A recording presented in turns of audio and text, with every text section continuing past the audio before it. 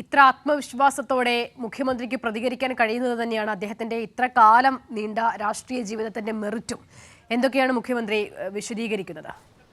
തീർച്ചയായും സിത, മുഖ്യമന്ത്രി പിണറായി വിജയൻ എന്ന നിലയ്ക്ക് മാത്രമല്ല, മുഖ്യമന്ത്രിക്ക് മുമ്പ് തന്നെ CPM-ന്റെ സംസ്ഥാന സെക്രട്ടറി ആയിരുന്നപ്പോഴും PB മെമ്പറായി പ്രവർത്തിക്കുമ്പോഴൊക്കെ തന്നെ തുടർച്ചയായി എന്തുകൊണ്ടാണ് അദ്ദേഹത്തെ വ്യക്തിപരമായി അധിക്ഷേപിക്കുകയും ആക്രമിക്കുകയും ചെയ്തിട്ടുള്ളത് എന്ന കാര്യത്തിലുള്ള മറുപടി കൂടിയാണ് അദ്ദേഹം നടത്തിയത്. ഒട്ടും വൈകാരികമായി ആ വിഷയത്തെ എടുക്കാതെ എന്തുകൊണ്ട് താൻ ആക്രമിക്കപ്പെടുന്നു, അത് CPIM-ന്റെ നേതാവായതുകൊണ്ട് ആണ് എന്ന കാര്യം അദ്ദേഹം ഈ കാര്യത്തിൽ പറയുന്നുണ്ട്. ഒപ്പം തന്നെ വ്യക്തിപരമായി അദ്ദേഹത്തെ തുടർച്ചയായി നടത്തിയ ആക്രമണങ്ങളെയെല്ലാം വളരെ സമചിത്തതയോടുകൂടി ഒരു തരത്തിലെ പ്രകോപനമില്ലാതെയാണ് ഇന്ന് മുഖ്യമന്ത്രി മറുപടി നൽകുന്നത്.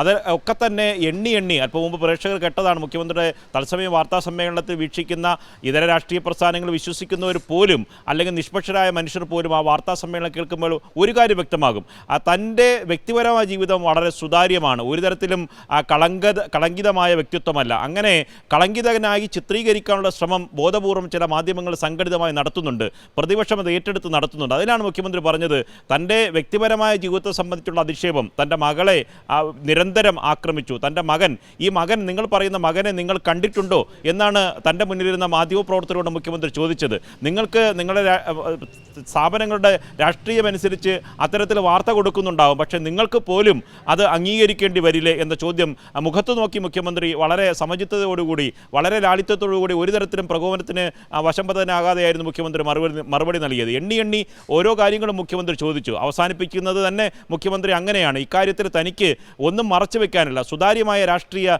ജീവിതമാണ്, നിങ്ങൾ കളങ്കപ്പെടുത്താൻ ശ്രമിച്ചാലും അങ്ങനെ കളങ്കിതമായി പോകുമോ, അതാണ് മുഖ്യമന്ത്രി ചോദിച്ചത്. മറ്റൊന്നുകൂടി മുഖ്യമന്ത്രി ചോദിച്ചു: ഈ ഒരു സമൻസുമായി ബന്ധപ്പെട്ട് കിട്ടാത്ത ഒരു സമൻസ്, എവിടെയാണ് സമൻസ് നൽകിയത്? ഈ വാർത്ത നൽകിയ മലയാള മനോരമയും ഈ അന്വേഷണ ഏജൻസിയുമായി എന്താണ് ബന്ധം? നിങ്ങൾ തന്നെ വാർത്ത നൽകുന്നു, അതിനുശേഷം പ്രതിപക്ഷ നേതാവ് തൊട്ട് പിന്നാലെ പ്രതികരണമായി രംഗത്ത് എത്തുന്നു.